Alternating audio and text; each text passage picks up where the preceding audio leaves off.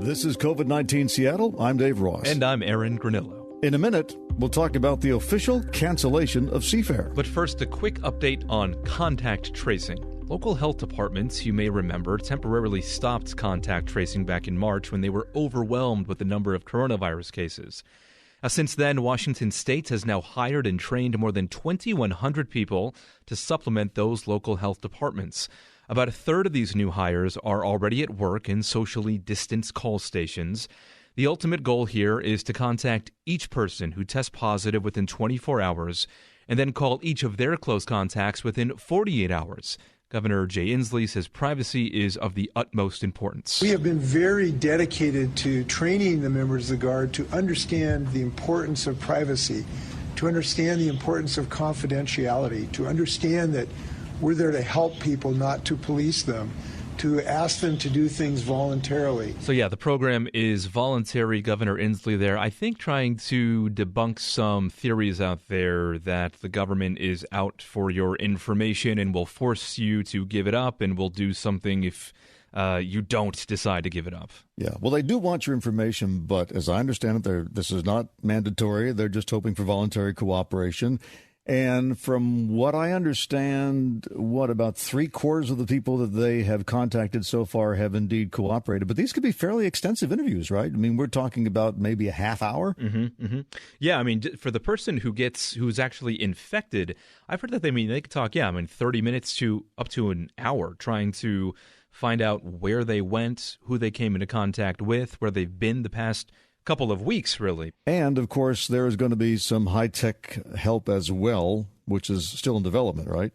Yeah, right. So to help with national efforts in contact tracing, we've heard about Google and Apple. They're using this Bluetooth technology to alert people if they've come into contact with somebody who's sick. Here's CBS tech analyst Larry Magid. He explains how this would work. If someone with either an Android or an iPhone comes close to another person with either an Android or an iPhone, the phones can exchange an anonymous code via Bluetooth, simply indicating that they've been near each other. And if one of the people uses an app to report that they're COVID positive, the other person knows that they were exposed to someone, but won't know that person's identity. And Governor Inslee says the state is in early discussions with Google and Apple about potentially using this. But the governor says no deals have been made as of yet. And even if they do make this deal, that this Bluetooth technology, this app-based technology would also be entirely voluntary. You'd have to opt in. So this technology will be made available to health departments, and they can decide to use it or not, or develop their own app around it. And so presumably they'd number people, I suppose, give them a special Correct. Identity code, and then determine if you've been in contact with somebody else who had reported that they tested positive, and then you would get an alert, hey, someone that you were in contact with was positive, and maybe you should get a test. But you wouldn't have any names, right? Correct. Yeah, I mean, that's what Inslee has been saying, too, is that, privacy is the biggest concern here. But, I mean, you're always going to have people who are skeptical whenever the government gets involved with trying to gain your personal information. I did an interview with a graduate student at the University of Washington who's teaming up with Microsoft to develop their own contact tracing app. The goal there, they say, is to use sort of a number, to give people a number that couldn't be traced back to a person, and then delete that information once they're healthy. So, I mean, if that's the case, then if that holds true, if that's possible, then there's no harm in trying to give your information up in the hopes and efforts of trying to track down this virus and box it in.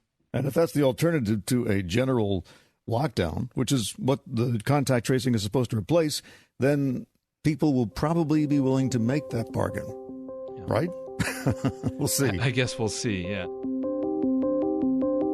While school buildings are closed during the pandemic, the state's superintendent of public instruction is doing his own homework, trying to figure out how to safely bring students back. We're looking at 5 countries around the world that have attempted to reopen. We're looking at 6 or 7 states that may have a good framework, although nobody's really trying to reopen yet in any of the states. That's State Superintendent Chris Rakedahl. He talked to Cairo Radio's G and Ursula. The health department will guide our regulation, My job is to give a menu of options to districts to say, okay, within those health guidelines, here's what's a possibility for you. You got to design something that makes sense for your community. And he says that's because every community is different. He had a couple of other interesting notes in that interview, by the way. He said like 20% of the students in our states who have been remote learning still can't do it because they just don't have access to either computers or internets. And he also mentioned that when students come back to school, ultimately, and whenever a vaccine becomes available for the coronavirus, that will be on the required list of immunizations for students. So they will make it mandatory then? Yeah, and of course, the state law does provide some religious and medical exemptions for vaccines, so that would still hold true. But yeah, Rakedahl did mention, Jean Ursula, that the coronavirus vaccine, whenever it becomes available, students will be required to get one. And we still don't know exactly how they'll put distancing in place, but presumably it would mean either classes meet 1 week on, 1 week off or something like that, or they might have split shifts. I'm not sure how they could pull that off. That's going to really mess with parents' schedules, won't it? I've also, what have I heard? Is it in California, perhaps? They're talking about year-round school where they would have school, even during the summer, but then have intermittent breaks throughout the school year. Yes, I've heard of parents around here who'd like to see that. Just year-round school. You go to school for, a month, then come back for a week or something like that. Right. And because one of the problems is that at least in certain communities, summer is where you lose all the information you learned the rest of the year. And that's what keeps, I know that's what keeps a lot of kids behind.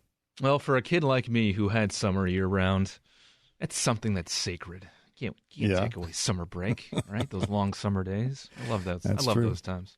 As long as you spend it reminding yourself about what you learned in geometry and doing a lot of reading.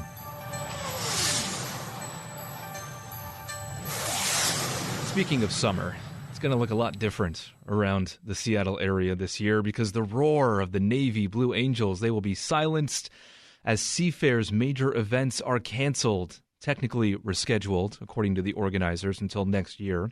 So that means no Torchlight Parade, no 4th of July celebration, and the hydroplane races are also called off. Patrick Harrison is a Seafair spokesman. Given the uncertainty surrounding the public health safety and combined with guidance for local and state governments, we just really came to the realization that we really need to reschedule all of the signature events for Seafair into summer of 2021. But Harrison says they'll still try their best to keep the vibe of Seafair around by perhaps throwing neighborhood parades. We've seen all the drive-up birthday parties. Wouldn't it be great to do an Alaska Airlines drive-by of a parade in one neighborhood each week for 6 weeks throughout the summer, throughout the entire Puget Sound, because Seafair is not just about Seattle. This is the first time in its 71-year history Seafair has had to cancel these events.